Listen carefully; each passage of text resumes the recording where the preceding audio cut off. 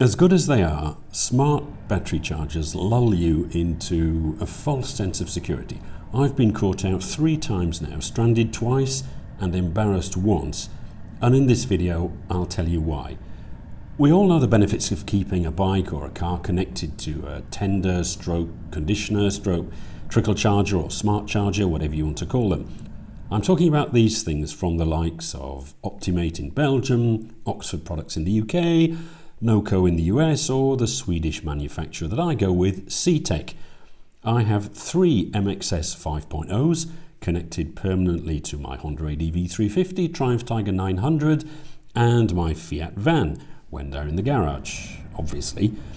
And rather than just pump electricity into your battery like dumb chargers did back in the day, these smart chargers are basically designed to ensure that your battery remains fully charged, conditioned and maintained and, as it were, factory fresh while your vehicle is parked up. There are obvious advantages to this, but also hidden benefits like the prevention of sulfation. When a lead acid battery sits in a discharged state, lead sulfate crystals form on the plates, and over time these crystals harden and reduce the battery's ability to hold a charge, eventually leading to premature failure. A smart charger will keep the battery at its optimal voltage, preventing the kind of chemical environment where sulfation thrives. Then you've got the offset of parasitic draw. Modern bikes, cars, vans, etc. are never truly off. Components like alarms, immobilizers, ECUs, and even tiny digital clocks constantly pull a small amount of current, meaning that if you leave your vehicle for a couple of weeks, this parasitic drain can deplete the battery enough to prevent the engine from cranking, and a smart charger will stop this. Then you've got temperature compensation. Batteries are very sensitive to temperature. Cold weather slows down the chemical reaction, reducing cranking power, while heat can accelerate internal discharge and fluid loss. Good smart chargers sense the ambient temperature and adjust the charging voltage, providing a slightly higher voltage in the cold and a lower one in warm weather to prevent overcharging. And finally, you've got these automatic maintenance cycles. A smart charger just doesn't charge, it just doesn't pump electricity into the battery. It moves through various stages. Desulfation, pulsing voltage to break down any existing sulfate. Bulk charging, bringing the battery up to 80% relatively quickly and then slowly to the full 100%. And finally, the float stage. Once the battery is fully charged, the charger switches to a sort of heartbeat mode. It waits for the voltage to drop naturally to a certain level before applying a small pulse to bring it back up, preventing the battery from being cooked by constant high voltage. A standard uncared for battery might last, 3 or 4 years, but a battery kept on a smart charger can easily last 6 or 8. My personal record is just over 8 years, so effectively double the standard lifespan. Given the cost of high-capacity van batteries or specialised AGM bike batteries, the charger usually pays for itself by avoiding a single premature replacement. These CTEK MXS 5.0s that I use are about €80, which is a lot less than the price of one battery. So I think most people will agree that conditioners are beneficial and can significantly extend the lifespan of your vehicle's battery. As I have discovered 3 times now, however, there's one scenario that does tend to get somewhat glossed over. So here's the problem, right? Conditioners keep your battery in tip-top condition in your garage at home. When you want to take your bike or car out, you simply unclip the connector and put the conditioner to one side. Start the engine and you're away. You drive to your destination, get out, do what you have to do, go shopping or whatever, and then get back onto your bike or into your car for the drive home. And nothing. The battery has finally given up the ghost and can't hold a charge. Now, of course, you don't see this at home because it's been plugged into the charger and is always at 100% when you start your engine. But on the drive to the next town or wherever, the alternator can't keep the battery charged, and when you leave it for an hour while you're walking around the supermarket and then try to start it again, you discover there's no juice. This is exactly what happened to me last autumn. When I took the van on a supermarket run in the next town, I came out, loaded it with the shopping, and couldn't start the engine. Second time, embarrassingly, was a couple of months later when I sold Mrs. RM's Ford Fiesta, and the buyer messaged me 2 days later to say the battery was dead. I would have changed it prior to the sale, of course, had I known, but I didn't because the smart charger was keeping it at full power in my garage. And the third occasion was a few weeks ago on my Honda ADV 350 scooter. I took it down to the beach 3 miles away, and when we wanted to come back, it wouldn't start.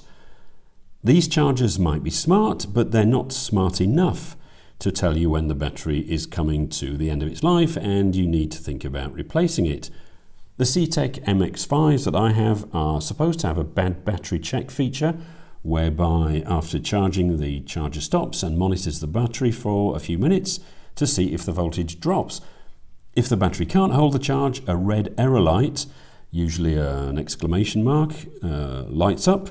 Well, it didn't detect that on either my van or my scooter, and so I was pretty much left in the lurch. And this is why, in addition to a smart charger, you also need to carry a jump starter or booster pack. Now, I got lucky with the van episode last autumn, as I do carry this NOCO GB40 in my emergency kit under the front passenger seat.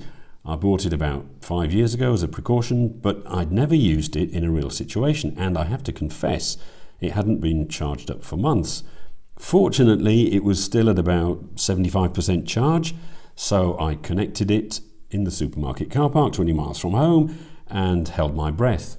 The engine fired straight up. Relief.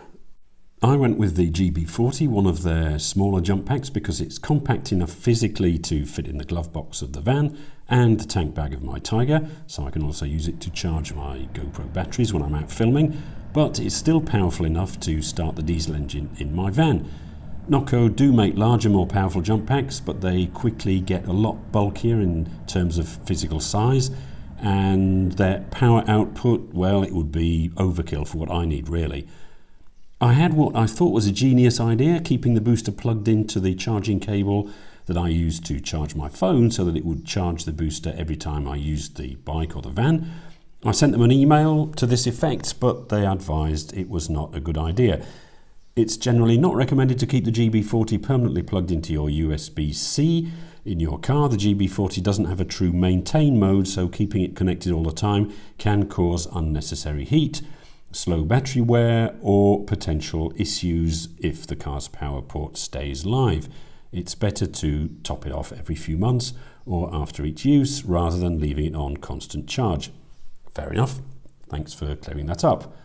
A couple of months ago, I tentatively ordered this ANFLAG branded booster stroke tyre inflator.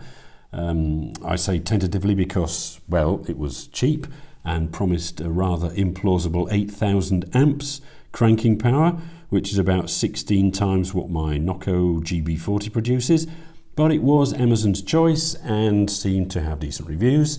Yeah, I know you can't really trust these, but hey, at the end of the day, if I didn't like it, I could return it. And I'd also been looking to replace this Xiaomi tyre inflator that I bought about 5 years ago. It does the job just, but it's starting to randomly shut down at critical moments and has always struggled with the heavy duty tyres on the van. So, 2 birds with 1 stone, I thought I'd try this ANFLAG. Incidentally, I've bought all the gear in this video with my own monies, no sponsorship at all, no commission, no free stuff here. The ANFLAG proved very disappointing. Very well packaged, as Chinese manufacturers do. A nice carrying case, tyre hose, various valve adapters, and they even give you a pair of gloves to avoid getting your hands dirty. But it failed on the important stuff. The tyre inflator hose leaked at the head unit end. It could only inflate to 3.5 bars, and my van needs 3.9 at the rear. The buttons were difficult to decipher in the garage, and it turns out that the 8,000 amp figure is peak power, meaning that only lasts a fraction of a second. I did a bit of research online. Yes, I know I could have done this before I bought one, and independent testing has shown this particular jump starter produces about 1,000 amps peak, and a real-world cranking rating closer to about 600 amps. So absolutely no advantage over my existing NOCO. 600 amps is enough for my bikes and my van, but I really don't like false advertising, which is really a euphemism for lying, so I'm afraid it went back to Amazon. And I couldn't help drawing the parallel with Chinese bikes. Great spec online and in the showroom, and it's only when you ride them that you discover that the seat's uncomfortable, the throttle's jerky, the TFT dash is difficult to read, the ABS is oversensitive, and the whole bike weighs 20 kilos more than the competition. Check out my video from a few weeks ago if you want more thoughts on this. So I think smart chargers definitely are worth having. They keep your battery in tip-top condition and extend its life, but not indefinitely. And the day that the battery does decide to pack up, which, as Sod's law dictates, will be far from home on a rainy Sunday night, you're going to need a jump pack. And given my experience with affordable brands on Amazon, I'll be sticking to my tried and trusted CTEK and NOCO units. Links to my unsponsored recommendations in the description. Let me know in the comments if you've had any sketchy moments with the batteries in your car or bikes. And as always, thanks for watching.